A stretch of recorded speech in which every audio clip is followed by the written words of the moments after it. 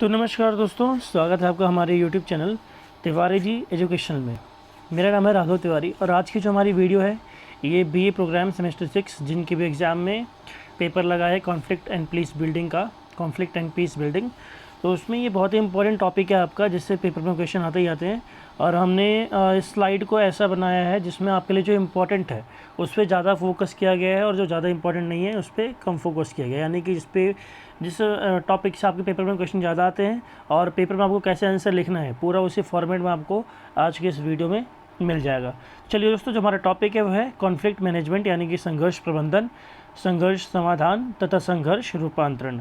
ये जो सेकंड और थर्ड टॉपिक है ना, ये तो आपके लिए बहुत ही इंपॉर्टेंट है। इनमें से तो आपके क्वेश्चन आते ही आते हैं। ठीक है दोस्तों, देखिए सबसे पहले हम बात करते हैं कि संघर्ष प्रबंधन क्या है। संघर्ष प्रबंधन से अभिप्राय किसी भी स्तर पर हुए संघर्ष को कम करने या सुलझाने से है। ठीक है, यानी कि क्या है भाई, कॉन्फ्लिक्ट हमें क्या करना है, कम करना है या सुलझाना है। ठीक है, मैनेज कैसे करना है हमें, हम कॉन्फ्लिक्ट को मैनेज कैसे कर रहे हैं। हमारी जो फर्स्ट अप्रोच है ना वो मैनेजमेंट की होती है। यानी कोई कॉन्फ्लिक्ट किसी जगह पे हो गया, संघर्ष कहीं पे हो गया, अब पहला स्टेप हमें क्या करना है, उस संघर्ष को मैनेज कैसे करना है हमें, यानी कि उसको हमें कम करना है या सुलझाना है। ठीक है, ये क्या होगा हमारा संघर्ष प्रबंधन। अब इंटरनेशनल लेवल पर राज्यों के बीच संघर्षों को कम करने व सुलझाने के लिए राजनीतिक, वैधानिक, अंतर्राष्ट्रीय व्यवस्था व अंतर्राष्ट्रीय संस्थाओं का प्रयोग कर संघर्षों को सुलझाने का प्रयत्न किया जाता है। यानी कि देखो, इंटरनेशनल लेवल पर अगर आपको संघर्ष को कम करना है ना, कॉन्फ्लिक्ट जो हो गया है राष्ट्रों के बीच में, देशों के बीच में, उसको आपको कम करना है, तो आप किन किन मेजर्स का यूज़ कर सकते हैं, किन किन मेथड का सहारा ले सकते हैं। तो आप राजनीतिक मेथड्स अपना सकते हैं। ठीक है, पॉलिटिकल आप कुछ नोटिस इशू करके, ऐसे पॉलिटिकली आप डिबेट में पार्ट करके, कंट्रीज के बीच में कोई ट्रीटी करा के, वैधानिक कोई कानूनी उपचार करके, कोई कानूनी उपाय बताकर, अंतर्राष्ट्रीय व्यवस्था, इंटरनेशनल एक सिस्टम बनाकर, इंटरनेशनल जो ऑर्गेनाइजेशंस बनी हैं लाइक UNO, IMF, WTO, ये सारी जो इंटरनेशनल ऑर्गेनाइजेशंस हैं, इनके द्वारा संघर्षों को कम करने का प्रयास किया जा सकता है। अब इंटरनेशनल लेवल पर संघर्ष प्रबंधन के लिए कई सारे मेथड्स हैं, जिन मेथड्स को आप आने वाले वीडियोस में भी धीरे धीरे पढ़ेंगे। देखिए इन मेथड्स में जो इम्पोर्टेंट है वो है मध्यस्थता, सुलह करवाना, पंच निर्णय, न्यायिक उपाय व राजनीतिक समझौते। अब ये सारे क्या है, आप इसी वीडियो में कहीं ना कहीं इनको आगे के टॉपिक्स में पढ़ेंगे, क्योंकि जो टॉपिक है ना, ये सारे जो मेथड्स हैं ये आप आपस में एक दूसरे में क्या कर रहे हैं, मर्ज कर रहे हैं। ठीक है, हर जगह आपको ये देखने को मिलेंगे। ठीक है, अब हम बात करते हैं संघर्ष समाधान की। पहले हमने बात की संघर्ष प्रबंधन की, अब बात करते हैं संघर्ष समाधान की। देखिए, गोल्डस्टीन के अनुसार संघर्ष को सुलझाने के लिए शांति रणनीतियों के विकास और उनके क्रियान्वयन तथा हिंसात्मक भाषा के स्थान पर वैकल्पिक भाषा का प्रयोग करना क्या कहलाता है, संघर्ष समाधान। यानी कि आपको क्या करना है भाई, शांति के लिए आपको रणनीतियाँ बनानी है। ठीक है, रणनीतियों का विकास करना है, और आपने रणनीति बना ली, आपने पॉलिसी बना ली। ठीक है, आपको क्या क्या करना है, क्या क्या मेथड्स अपनाने हैं, किस किस तरीके से आप शांति स्थापित करेंगे, आपने पॉलिसी बना ली। अब उसको इम्प्लीमेंट करना है, आपको क्रियान्वयन करना है, और कोशिश करनी है कि भाई हिंसात्मक भाषा के स्थान पर, यानी कि वायलेंस के खिलाफ, वायलेंस की जगह आप क्या करें, वैकल्पिक भाषा का प्रयोग करें, किसी और भाषा का प्रयोग करें। कहने का मतलब क्या है, आपको वायलेंस का सहारा नहीं लेना है। क्यों? क्योंकि कभी भी वायलेंस का सहारा लेकर आप पीस को स्टैब्लिश नहीं कर सकते हैं। अगर आपको पीस स्टैब्लिश करनी है तो आपको नॉन वायलेंस तरीकों का पालन करना पड़ेगा। अंतर्राष्ट्रीय संबंधों में शांति स्थापित करने की प्रथम अनिवार्य शर्त है युद्ध को दूर रखना। यानी कि देखो, अगर आपको शांति स्थापित करनी है तो भाई युद्ध से आपको क्या करना है, दूरी बनानी है, क्योंकि युद्ध और शांति दोनों ही अपोजिट कॉन्सेप्ट्स हैं। जहाँ युद्ध है वहाँ शांति नहीं होगी, और जहाँ शांति है वहाँ युद्ध नहीं होंगे। किंतु यह भी सत्य है कि युद्ध को पूर्णतया समाप्त नहीं किया जा सकता। क्या आप किसी भी कंट्री से पूरी तरह वॉर को ख़त्म कर सकते हैं? नहीं। क्यों? हमने पिछली वीडियो में पढ़ा था भाई, कॉमन इंटरेस्ट लोगों के क्या होते हैं, एक जैसे हित होते हैं, उनका इंटरेस्ट सेम होता है। ठीक है, दोनों को एक ही लक्ष्य को पाना है, तो भाई आपको कॉन्फ्लिक्ट तो करना पड़ेगा, आपको संघर्ष तो करना पड़ेगा, आसानी से तो आपको चीज़ मिलेगी नहीं। ठीक है, तो युद्धों से भी भाई इंटरनेशनल लेवल पर दूर नहीं रहा जा सकता। आजकल कोई कंट्री ये नहीं कह सकती कि हम कभी भी वॉर नहीं करेंगे। देखिए, सिचुएशंस ऐसी बन जाती है, कोई कंट्री वॉर करना नहीं चाहती है, बट उसके अगर इंटरेस्ट फुलफिल नहीं हो रहे, उसके जो राष्ट्रहित है वो पूरा नहीं हो रहा है, तो वो वॉर की ओर भी जा सकता है। इतिहास इस तर्क का प्रत्यक्ष गवाह है कि शांति के समय में भी स्थानीय युद्ध, सीमित युद्ध या जातिगत युद्ध होते रहे हैं। कहने का मतलब क्या है भाई, देखो जिस टाइम हमें लगता है कि शांति है, हमें लगता है वर्ल्ड लेवल पे पीस स्टैब्लिश हो गई है, हमें क्या पता दूसरी कंट्री में क्या चल रहा है, कहीं सिविल वॉर चल सकती है, कहीं पे कोई एथनिक वॉर चल सकती है, एथनिसिटी को लेकर वॉर चल सकती है, कहीं पे आपको जातिगत युद्ध देखने को मिल सकते हैं, क्योंकि कभी भी समान हितों की पूर्ति समान रूप से नहीं की जाती। इन सब का मेन जो रीज़न है वो क्या है भाई, समान हितों की पूर्ति, एक जैसे लक्ष्यों की पूर्ति। ठीक है, इसको आप सिंपल करके ऐसे लिख सकते हैं कि भाई एक जैसे लक्ष्यों की पूर्ति नहीं हो पाती, जिस कारण आपको हर समय कहीं ना कहीं युद्ध देखने को मिल सकते हैं। अब विवादों को हल करने के कई तरीके हैं जिनके माध्यम से विवाद या युद्ध होने के अवसरों को कम किया जा सकता है। हम लोग भाई वॉर जो हो रही है वो ना हो, ऐसे हम कुछ मेथड्स अपना सकते हैं, युद्ध होने की जो संभावना है उसको हम कम कर सकते हैं। बाकी वॉर को रोका जा सकता है कहते हैं, बट भाई कभी कभी सिचुएशन ऐसी बन जाती है कि आप वॉर को रोक भी नहीं सकते। विवादों के शांतिपूर्ण समाधान के लिए राजनीतिक, राजनयिक तथा न्यायिक उपायों जैसी विधियाँ अपनाई जानी चाहिए। अब देखो राजनीतिक विधियों में पता क्या था, समझौते, आपस में दोनों कंट्री समझौता कर ले कि भाई देखो आधा आप जो दोनों का लक्ष्य था वो आधा तो दोनों मिलकर पूरा कर लें। ठीक है, अब हम बात करते हैं पहले राजनीतिक उपाय, राजनयिक उपाय यानी कूटनीतिक उपाय क्या है, डिप्लोमेटिक जो मेजर्स हैं वो क्या है, संघर्ष समाधान के। ये संघर्ष समाधान के पॉइंट्स है सारे। ठीक है, पहला राजनयिक उपाय में आता है, कूटनीतिक उपाय में आता है समझौता वार्ता। संघर्षरत राज्यों के मध्य समझौता वार्ता या तो द्विपक्षीय हो सकती है या बहुपक्षीय। ये देखो ये विपक्षी गलत लिखा गया है यहाँ पे, इसको आप इसको काट के यहाँ पे द्विपक्षीय कर लेना। ठीक है, दो पक्षीय या फिर बहुपक्षीय, यानी कि देखिए कभी भी समझौता होगा ना तो दो देशों के बीच में होगा या तो दो से ज़्यादा देशों के बीच में होगा। अगर दो देशों के बीच में हो रहा है तो समझौते को हम क्या कहेंगे, उस समझौते को कहेंगे हम लोग द्विपक्षीय। और दो से ज़्यादा कंट्रीज़ के बीच में हो रहा है तो हम क्या कहेंगे, बायलैटरल या फिर बहुपक्षीय समझौता। राज्यों के मध्य समझौते या तो संबंधित राज्यों के शासनाध्यक्षों के बीच प्रत्यक्ष रूप से हो सकते हैं या तो उन देशों के राजदूतों या विशेष प्रतिनिधियों के बीच में। यानी कि आपको समझौता जो होता है वो या तो दोनों तरफ के जो डिप्लोमेट्स होते हैं उनके थ्रू हो सकते हैं, या तो डायरेक्ट रूप से प्रेसिडेंट या पीएम कहीं मीटिंग करके करें, या तो वहाँ से कुछ बंदों को नॉमिनेट करके हम भेजें कि भाई जाओ आप जो कॉन्फ्लिक्ट है इसको ऊपर वहाँ से जाके बात करो। ठीक है, मतलब शांति स्थापना के लिए हम लोग राजदूतों को ही भेज सकते हैं, शासनाध्यक्ष हमारे देश को खुद भी जा सकते हैं, या कुछ लोगों को हम नामित भी कर सकते हैं। जिन राज्यों के मध्य टकराव हो रहा है उनके मध्य अंतर्राष्ट्रीय सम्मेलनों में भी वार्ता या समझौता किया जा सकता है। यानी कि आप अगर एग्जांपल के लिए देखेंगे, अभी यूक्रेन और रशिया की वॉर चल रही है, तो जो भी इंटरनेशनल लेवल पर कॉन्फ्रेंसेस हो रही हैं वहाँ पर इन दोनों के वॉर को कैसे कम करना है इसकी भी चर्चाएँ हर जगह चल रही है। तो देखिए वॉर जो पीस बिल्डिंग है उसके लिए इंटरनेशनल जो कॉन्फ्रेंसेस होती है उनका भी बहुत बड़ा योगदान होता है, वहाँ पर भी आपको चर्चाएं देखने को मिल सकती हैं। समझौता एक ऐसा तरीका है जो किसी भी विवाद को सुलझाने के लिए सबसे पहले उठाया जाने वाला कदम है। इस प्रक्रिया में परामर्श तथा संचार संबंध शामिल होते हैं। यानी कि समझौते में क्या होता है, परामर्श और संचार संबंध। ठीक है, आपस में सलाह मशवरा किया जाता है, परामर्श दी जाती है। 1963 में आप एग्जाम्पल के लिए देख सकते हैं, अमेरिका और सोवियत संघ के मध्य दूर संचार के माध्यम से समझौता वार्ता की गई थी, टेलीग्राफ के माध्यम से। दोस्तों जो राजनयिक उपाय में दूसरा जो उपाय है, पहला है समझौता और दूसरा है सदाशयता तथा मध्यस्थता। ऐसा आप इसके नाम से समझ रहे होंगे कि भाई इसका मतलब क्या है। देखिए सदाशयता तथा मध्यस्थता दोनों ही संघर्ष समाधान के ऐसे तरीके हैं जिनके लिए किसी तीसरे व्यक्ति या पक्ष की आवश्यकता होती है। यानी कि आपको इस मेथड को अपनाने के लिए भाई किसी तीसरे पक्ष, थर्ड पार्टी की ज़रूरत आपको पड़ेगी। थर्ड पार्टी कौन हो गई, फर्स्ट और सेकंड पार्टी तो वही होगी जिनके बीच में कॉन्फ्लिक्ट चल रहा है, और थर्ड पार्टी कोई और कंट्री हो सकती है जो दोनों ही कंट्रीज़ की मित्र हो या दोनों ही कंट्रीज़ का कोई पड़ोसी हो, कोई भी हो सकता है, जो परामर्शदाता या सलाहकार की भूमिका अदा करता है। यानी कि वो थर्ड पार्टी क्या करेगी, परामर्श देगी, आपको सलाह देगी। ठीक है, दोनों ही कंट्रीज़ को कैसे आपको कम करना है वॉर को, या पीस बिल्डिंग कैसे करनी है आपको। सदाशयता या मध्यस्थता करने वाला कोई व्यक्ति, राज्य या इंटरनेशनल ऑर्गेनाइजेशन भी हो सकती है। ठीक है, यानी कि भाई देखिए जो सदाशयता या मध्यस्थता जो करेगा वो कोई व्यक्ति भी हो सकता है, वो कोई ये राज्य या देश भी हो सकता है, या फिर कोई इंटरनेशनल ऑर्गेनाइजेशन हो सकती है जो आपके बीच में समझौता कराएगी।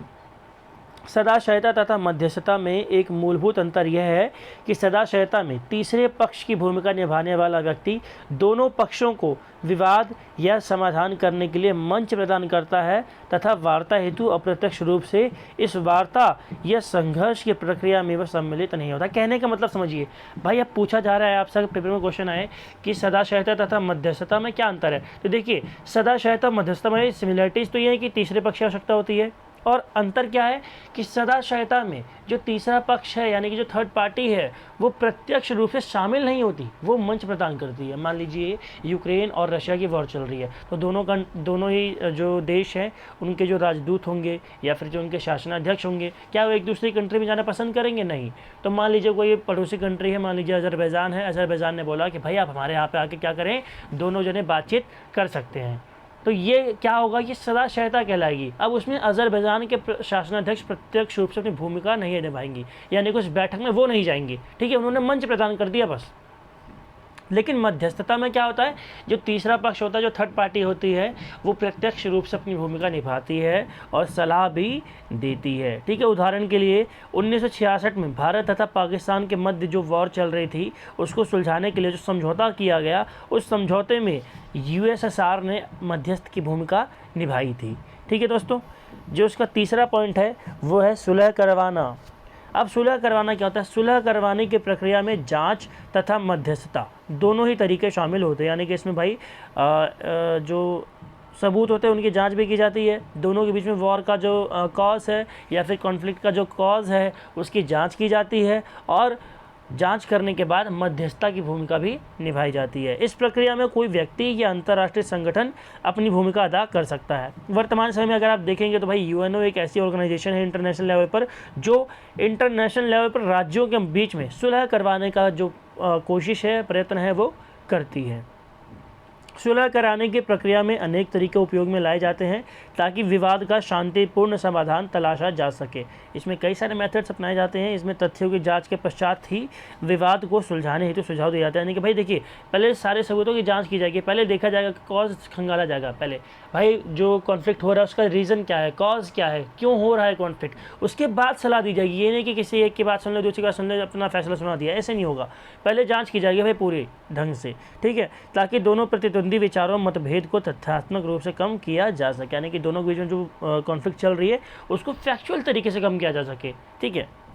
परंतु सुलह करवाने वाले संस्थानों की भी सिफारिश बाध्यकारी नहीं हो सकती, यानी कि भाई देखिए, जो सुलह करवाने वाला तीसरा पक्ष है, जो थर्ड पार्टी है, वो जो अपना फैसला सुनाएगा, अपना फैसला क्या है, वो जो अपना सुझाव देगा, वो सुझाव दोनों माने ये ज़रूरी नहीं है, यानी कि जिनके जो कॉन्फ्लिक्ट चल रही है वो उसके सुझाव को तीसरे पार्टी के, थर्ड पार्टी के सुझाव को माने ये ज़रूरी नहीं है, ये उनको बाध्यकारी नहीं होगा, मानना या ना मानना उनकी दोनों की मर्जी है। अगला जो पॉइंट आता है वो आता है राजनीतिक उपाय में पंच निर्णय। पंच निर्णय का क्या मतलब भाई? पंच निर्णय संघर्ष समाधान की एक ऐसी प्रक्रिया है जिसमें मामले ऐसे व्यक्तियों को सौंपे जाते हैं जो कि पंच कहलाते हैं। जैसे गांव में पंचायत लगती है ना, ऐसे ही ऐसे लोगों को मामले सौंपे जाते हैं जो पंच हों, और पंच ऐसे आदमियों को बनाया जाता है जो इंटरनेशनल लेवल पर अपनी भूमिका महत्वपूर्ण रूप से रखते हों, यानी कि चर्चित चेहरे हों, ठीक है। यह पंच दोनों ही पक्षों को सुनने के बाद निर्णय व सुझाव प्रस्तुत करते हैं। पंच निर्णय मूलतः आम सहमति की प्रक्रिया पर काम करता है, ठीक है। आम सहमति यानी कि पंच क्या करवाएगा, दोनों को बैठा के भाई एक जगह बैठक कराता है ना, जैसे भाई दोनों पक्ष मान जाओ, नहीं मानोगे तो ये होगा वो होगा, ऐसे ही ये पंच बैठक जो होती है ऐसी ही होती है। दोनों ही कंट्रीज़ के जो मेंबर्स हैं या फिर जो शासनाध्यक्ष हैं उनको बैठाया जाएगा, या फिर किसी के भी संघर्ष हो रहा है तो उनको बैठाया जाएगा दोनों पक्षों को, और दोनों पक्षों के बीच बातचीत करवाई जाएगी, बताया जाएगा भाई दोनों के ये तरीके अपनाने चाहिए, ठीक है, वॉर से दूर होने के लिए। जो दूसरा संघर्ष समाधान का जो उपाय है, संघर्ष समाधान का दूसरा उपाय जो है वो है न्यायिक उपाय। अंतर्राष्ट्रीय स्तर पर न्यायिक निर्णय या विवादों का समाधान प्रायः ICJ, अंतर्राष्ट्रीय न्यायालय, फुल फॉर्म क्या है इसकी, इंटरनेशनल कोर्ट ऑफ जस्टिस, इसके द्वारा किए जाते हैं। इसका मार्ग अपनाना देशों की स्वेच्छा पर निर्भर करता है। देखिए, न्यायिक उपाय का मतलब क्या है भाई? कानून। अब इंटरनेशनल लेवल पर जो कानून को, लॉ को जो फॉर्मेशन करता है, लॉ को जो बनाने का प्रयत्न करता है, वो कौन है? International court of justice, ICJ। ये किसका भाग है? यूएनओ का। अगर आपको इसके बारे में और जानना है तो यूएनओ की जो वीडियो है वो आपको डिस्क्रिप्शन में मिल जाएगी, आप उसको जाकर देख सकते हैं, ठीक है। अब इंटरनेशनल लेवल पर जो विवाद हैं उनका समाधान करने के लिए आईसीजे की बहुत ही महत्वपूर्ण भूमिका सामने आती है। यह एक ऐसी प्रक्रिया है जिसे अधिकतर पक्षों द्वारा संघर्ष के समय अपनाया जाता है। यानी कि भाई देखिए, इसको तभी अपनाया जाता है जब संघर्ष जो है बहुत ज़्यादा इंटेंस लेवल पर पहुंच चुका है। आईसीजे का अपना कॉन्स्टिट्यूशन है जिसका औपचारिक आधार यूएन का चार्टर है। यानी कि यूएन के चार्टर के अनुरूप ये जो आईसीजे है इसका अपना कॉन्स्टिट्यूशन भी है। ठीक है दोस्तों, आईसीजे की जो कार्य प्रणाली है सार्वजनिक तथा खुली होती है। यानी कि सार्वजनिक रूप से ये अपने जो प्रोसेस इसका उसको टाइम पर अपडेट करता रहता है, फैसले अपने बताता रहता है, नोटिस छापता रहता है। इसका निर्णय भी औपचारिक रूप से प्रकाशित किया जाता है। यानी कि जो भी इसका निर्णय होगा वो नोटिस बोर्ड जैसे आपका स्कूल में लगता है ना, ऐसे ही इसकी वेबसाइट पर नोटिस आएगा, आपको दिख जाएगा। वो एडवर्टाइजमेंट के फॉर्म बेसिस कई सारे नोटिस आते हैं। आईसीजे के क्षेत्राधिकार में विश्व के वे सभी देश आते हैं जो यूएनओ के सदस्य। यानी कि आईसीजे जो है इसके पास किसके फैसले जाएंगे, ये किसके फैसलों को सुना सकता है, जो यूएनओ के मेंबर हैं। ठीक है, आईसीजे में कोई भी मामला तब तक दर्ज नहीं किया जा सकता जब तक दोनों ही देश अपने मुकदमा स्वेच्छा से आईसीजे में दायर ना करें। यानी कि आईसीजे में तब तक सुनवाई नहीं हो सकती संघर्ष की, कॉन्फ्लिक्ट की दो देशों के बीच में, जब तक दोनों देश खुद जाकर वहाँ पे इसकी कंप्लेंट फाइल ना करें। यानी खुद ये दोनों कंट्रीज़ ऑनलाइन या ऑफलाइन किसी भी मोड पर अपनी कंप्लेंट अगर फाइल करते हैं कि भाई हम दोनों कंट्रीज़ हैं, हमें सुलझा, हमारा जो कॉन्फ्लिक्ट चल रहा है उसका निपटारा करें, तब तक ये दखलंदाजी नहीं देगा। ठीक है, एक मिनट। हाँ, एक बार मुकदमा करने के बाद दोनों पक्ष निर्णय के लिए बाध्यकारी भी हो जाते हैं। यानी कि भाई एक बार देखो, अगर मुकदमा कर दिया आपने तो जो फैसला सुनाएगा ना वो उसको आपको मानना पड़ेगा। क्यों? क्योंकि वो इंटरनेशनल कोर्ट का फैसला है। जैसे आप सुप्रीम कोर्ट का फैसला होता है तो उसको मानना ही मानना पड़ता है आपको। तो भाई ऐसे ही ये जो है वो इंटरनेशनल कोर्ट है, तो उसके फैसले को पहली बात, अगर आप भाई आपको ये है कि हम मानेंगे नहीं फैसला, तो आप कंप्लेन मत कीजिए वहाँ पे। अगर आप कंप्लेन कर रहे हैं तो आपको मानना ही मानना पड़ेगा। ठीक है, जैसे अगर मैं आपका एग्जांपल दूँ, इंडिया और कश्मीर का जो इशू था इंडिया पाकिस्तान के बीच में, वो अगर यूएनओ में नहीं जाता तो इंडिया उसको, जो यूएनओ ने फैसला सुनाया कि भाई जहाँ पे हो वहीं पे बने रहो, जो पीओके चला गया इनके पास, पाकिस्तान के पास, अगर हम लोग यूएनओ में नहीं जाते तो पीओके नहीं जाता। ठीक है, हम लोग फाइट कर सकते थे, बट जो हमारे जवाहरलाल नेहरू जी थे वो मुद्दा लेके चले गए यूएनओ में और हमें मानना पड़ा उसका फैसला। फिर आईसीजे में 15 जजों की बेंच बैठती है जिसमें फैसले बहुमत से लिए जाते हैं। यानी कि जब तक आठ जजों के जो फैसले हैं वो एक पक्ष में नहीं आएंगे तब तक फैसले को नहीं माना जाएगा। ठीक है, यानी किसी फैसले को मानना है तो उसके पक्ष में 8 जजों का फैसला होना चाहिए। अब हम बात करते हैं अपना नेक्स्ट टॉपिक, संघर्ष रूपांतरण की। हमने संघर्ष प्रबंधन देख लिया, संघर्ष समाधान देख लिया, अब संघर्ष रूपांतरण देखते हैं। इसको इंग्लिश में बोलते हैं कॉन्फ्लिक्ट ट्रांसफॉर्मेशन। अब ट्रांसफॉर्मेशन क्या होता है, ट्रांसफॉर्म मतलब क्या होता है? ट्रांसफॉर्म का मतलब होता है किसी चीज़ को बदल देना।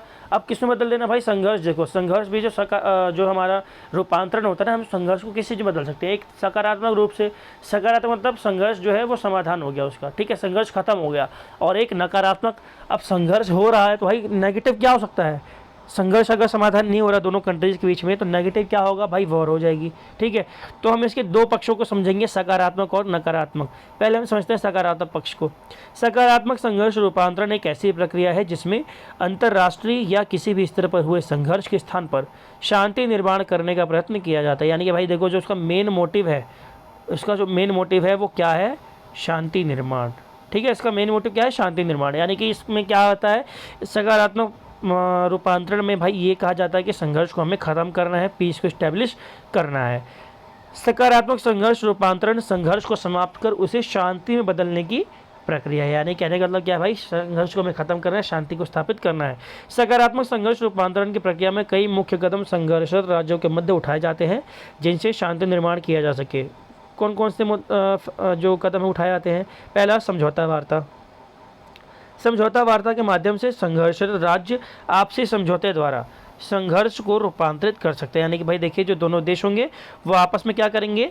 ट्रीटी करेंगे या फिर आपस में समझौता करेंगे, संधि करेंगे और इसके माध्यम से संघर्ष को समाधान करेंगे। समझौता करेंगे भाई हम क्या क्या फैसले कर सकते हैं, क्या क्या हम ऐसा करें कि दोनों ही कंट्रीज़ को जो इंटरेस्ट है हमारा, दोनों ही कंट्रीज़ का फुलफिल हो जाए। इस प्रक्रिया में संघर्षरत राज्य या पार्टियां एक स्थान पर द्विपक्षीय समझौता वार्ता करके संघर्ष का समाधान कर एक निर्णय पर पहुंचती हैं। हालांकि इस समझौते द्वारा निकले निर्णय प्रकृति में बाध्य नहीं होते। कहने का मतलब क्या है? देखो, दोनों कंट्रीज इकट्ठा हो गई, एक जगह उन्होंने समझौता कर लिया।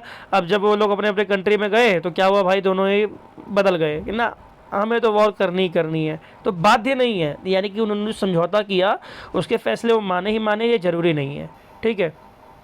दूसरा जो इसमें आता है वो आता है संधि। संधि एक ऐसी प्रक्रिया है जिसमें दो या दो से अधिक व्यक्ति, राज्य समूह एक स्थान पर बैठकर आपसी बंधुत्व को बढ़ाने के लिए एक संधि या समझौता कर लेते हैं। यानी कि भाई देखो, भाईचारा बढ़ाने के लिए आपस में क्या करते हैं, संधि।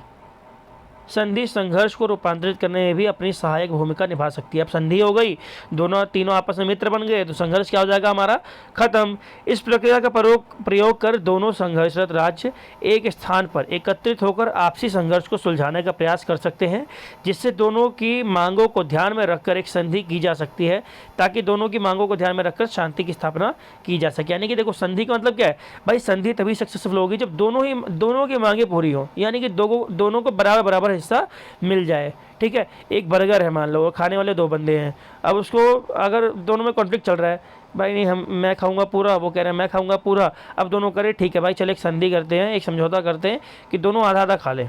ठीक है। अब आधा आधा बट गया, भाई इससे क्या होगा, शांति आ जाएगी, दोनों में लड़ाई नहीं होगी। अब आधा आधा बट गया, भाई आधा तू खा आधा मैं खाऊं। ठीक है।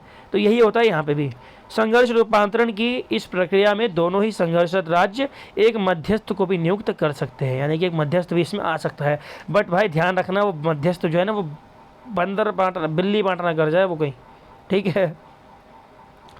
बंदर बाट, आपने नाम सुना ना बंदर बाट का, एक कहानी आपको याद ही होगी भाई, बिल्ली और बंदर की, दो बिल्लियाँ आपस में एक रोटी के टुकड़े को लेकर लड़ाई कर रही होती हैं कि कौन ज़्यादा खाएगा। मतलब एक रोटी, बिल्ली कहती है मैं पूरी रोटी खाऊंगी, दूसरी बिल्ली कहती है पूरी रोटी मैं खाऊंगी। बीच में आता है एक बंदर, कहता है भाई क्यों लड़ रहे हो दोनों, रुको मैं आधा आधा बांट देता हूँ। फिर एक तराजू लाता है और जानबूझ के एक जगह ज़्यादा कर देता है, एक जगह कम कर देता है। कहता है अच्छा इधर ज़्यादा होगा तो रुको इसका आधा हिस्सा मैं खा जाऊँ। फिर खाता है तो देखता है उधर का बढ़ गया, फिर उधर का भी खा जाता है। ऐसे करते करते पूरा बंदर खा जाता है और दोनों बिल्लियों को कुछ नहीं मिलता। जो इसमें तीसरा मेथड है वो है सुलह करवाने का। संघर्ष रूपांतरण के लिए सुलह एक लाभकारी माध्यम है जिसके द्वारा संघर्ष को रूपांतरित कर शांति की स्थापना की जा सकती है। सुलह की प्रक्रिया में भाई आप एक मध्यस्थ की सहायता ले सकते हैं।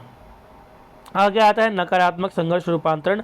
अब इसमें क्या होता है, संघर्ष रूपांतरण की नकारात्मक अवधारणा में संघर्षरत देश शांति की स्थापना के बजाय किसका माहौल बना देते हैं, युद्ध का।